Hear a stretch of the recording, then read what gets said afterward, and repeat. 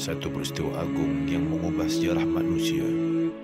Pada malam yang penuh barakah, di Gua Hira, turunlah wahyu pertama kepada Nabi Muhammad SAW. Inilah kisah perjalanan kitab suci umat Islam, Al-Quranul Karim. Sebelum turunnya Al-Quran, semenanjung Arab bergelumang dengan kejahilan dan kekufuran. Namun, di tengah-tengah kezaliman itu, Allah Subhanahu wa Ta'ala memilih seorang insan mulia, Muhammad bin Abdullah, untuk menerima wahyu ilahi. Nuzul Al-Quran berlaku pada malam 17 Ramadan, ketika mana Nabi SAW beribadah di Gua Hira. Maka ketika itu datang malaikat Jibril alaihissalam membawa ayat yang pertama hingga yang kelima daripada surah Al-Alaq. Wahyu yang pertama yang diturunkan kepada baginda Nabi SAW, surah Al-Alaq ayat 1 hingga 5. Bismillahirrahmanirrahim. Iqra bismi rabbikal ladzi khalaq.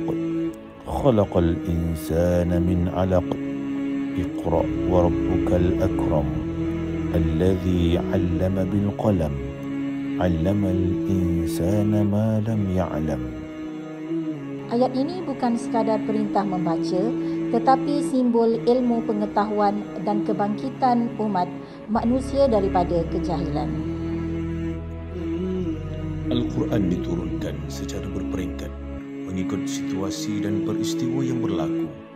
Ini bertujuan memudahkan pemahaman dan penghayatan oleh umat Islam.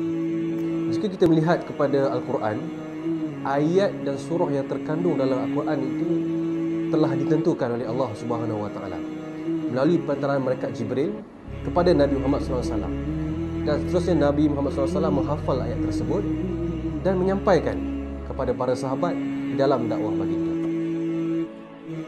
Nuzul Al-Quran bukan sekadar peristiwa sejarah, tetapi titik tolak kebangkitan umat manusia. Ia membawa panduan hidup, hukum hakam dan nilai akhlak yang tinggi. Pada nuzul Quran ini, jadikanlah Al-Quran ini sebagai panduan hidup, peneman hidup dan rakan yang paling karib. Bersama-samalah kita meraihkan nuzul Quran ini.